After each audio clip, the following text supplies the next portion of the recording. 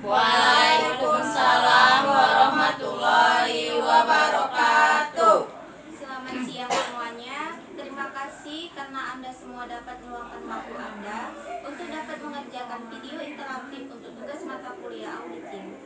Pertama-tama yang saya hormati Ibu dosen pengampu mata kuliah auditing, Ibu Tri Diani Kurnia Fitri, SE MSI. Dan di sini saya sendiri Sonia Dwi Putri selaku moderator untuk berjalannya diskusi kali ini. Di sini saya ditemani oleh rekan-rekan saya, ada Kavita, Saya. Hai. Sandra Dewita Bluginting, Suci Hairunisa, Tika Amalia, dan Feni Renita. Di sini kami kelompok 7 akan membawakan materi mengenai sampel audit untuk internal control dan substantif test. Baiklah, mari kita mulai pembahasan kali ini. Proses penelitian berdasarkan metodenya dapat dibedakan menjadi penelitian eksperimental dan survei. Pada kesempatan kali ini, kita akan coba bahas mengenai penelitian survei. Penelitian survei biasanya digunakan untuk mengkaji populasi dengan cara mengkaji atau menentukan sampel. Untuk menentukan insidensi atau distribusi maupun kolerasi variabel-variabel yang diteliti. Baiklah, saya akan memulai pertanyaan untuk Kavita. Untuk saudari Kavita, menurut Anda, keterkaitan antara penjual dengan piutang representatif sampel itu apa? Baik, saya akan menjawab pertanyaan dari Sonia. Menurut saya, representatif sampel itu adalah satu di mana karakteristik dalam sampel audit bunga berkurang lebih sama seperti populasi, di mana representatif itu sampel dibagi menjadi dua, yaitu yang pertama no sampling resiko, di mana yang dimaksud dengan no sampling risiko adalah bahwa audit teks tidak menentukan pengendalian atau pengecualian yang ada dalam sampel. Nah, yang kedua, resiko sampling adalah risiko bahwa auditor mencapai kesimpulan yang salah karena sampel tidak perwakilan dari populasi. Nah, bahwa itu juga dari sampling ini yang dihasilkan adalah pengujian kurang dari seluruh populasi. Nah, di sini juga ada piutang pemegang saham dan piutang perusahaan harus dibuat laporannya. Harus dibuat dengan laporannya sendiri. Nah, maka itu akan digabungkan dengan perkiraan piutang karena sifatnya yang sangat berbeda. Piutang dinyatakan sebesar jumlah tagihan dikurangi dengan taksiran jumlah yang tidak dapat ditagih. Nah, dengan jumlah kotor piutang harus tetap dijadikan pada neraca diikuti dengan penyisihan untuk piutang yang tidak dapat ditagih. Terima kasih saudara Kavita atas penjelasannya. Selanjutnya saya akan berdiskusi dengan saudara Sandra Dewita Bluginting. Dalam melaksanakan prosedur konfirmasi, auditor harus menentukan jenis konfirmasi yang akan digunakan.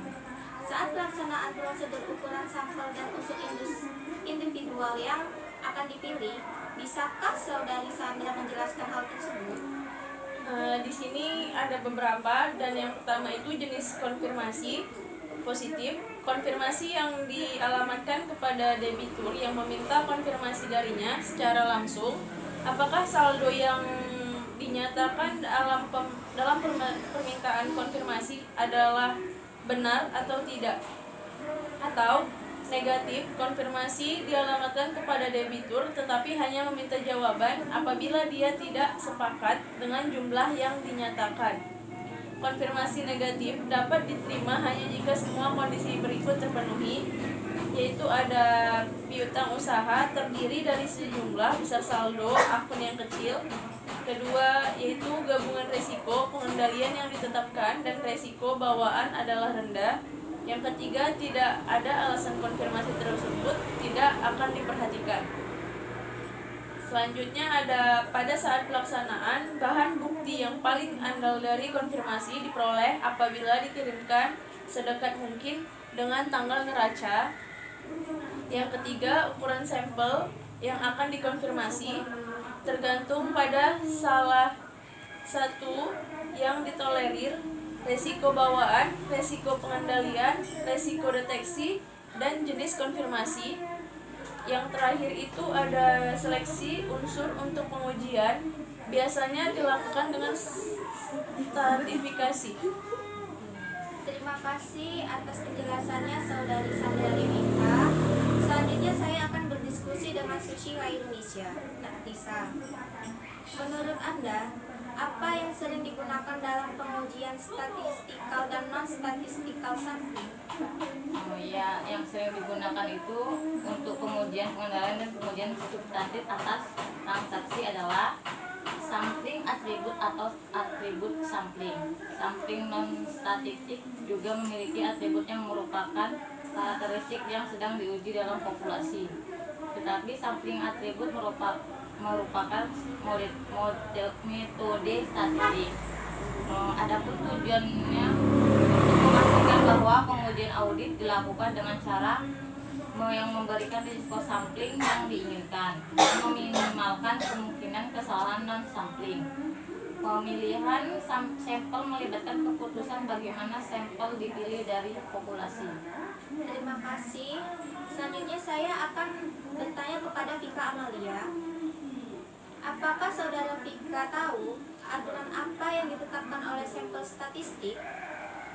Sampling statistik menerapkan aturan matematika. Auditor dapat mengidentifikasi atau mengukur resiko sampling dalam merencanakan sampel dan mengevaluasi hasilnya. Dan dalam sampling non-statistik, auditor memilih item sampel yang diyakini akan dapat memberikan informasi yang paling bermanfaat dalam situasi tertentu dan mencapai kesimpulan mengenai populasi atas dasar pertimbangan. Terima kasih jawabannya Vika Amalia. Selanjutnya saya akan bertanya kepada Penny Nenita. Dan apa yang Anda ketahui mengenai sampling distribution? Distribusi sampling adalah distribusi frekuensi hasil semua sampel berukuran khusus yang dapat diperoleh dari populasi yang memiliki beberapa karakteristik tertentu. Distribusi sampling memungkinkan auditor untuk membuat laporan probabilitas mengenai kemungkinan terwakilnya setiap sampel dalam distribusi. Terus ada beberapa bagian distribusi sampling. Satu, distribusi sampling proporsi. Distribusi sampling proporsi adalah merupakan distribusi probabilitas yang dapat terjadi dari proporsi sampel yang didasarkan pada sejumlah sampel tertentu. Yang kedua, distribusi sampling selisih proporsi. Distribusi sampling selisih proporsi adalah merupakan distribusi probabilitas yang dapat terjadi dari selisih proporsi dua sampel yang didasarkan pada dua sampel tertentu. Yang ketiga, distribusi sampel rata-rata. Yang pentingnya yaitu merupakan distribusi probabilitas yang dapat menjadi rata-rata sampelnya yang didasarkan pada jumlah sampel tertentu dan informasi secara global dari parameter populasinya. Terima kasih untuk Saudari Penny Nenita. Baiklah, maka dari diskusi kali ini dapat disimpulkan bahwa metode sampling statistik yang paling sering digunakan untuk pengujian pengendalian dan pengujian substantif atas transaksi adalah sampling atribut atau atribut sampling. Sekian dari kami. Bila ada kesalahan kami mohon maaf. Wabillahi taufiq wal hidayah. Wassalamualaikum warahmatullahi wabarakatuh. Waalaikumsalam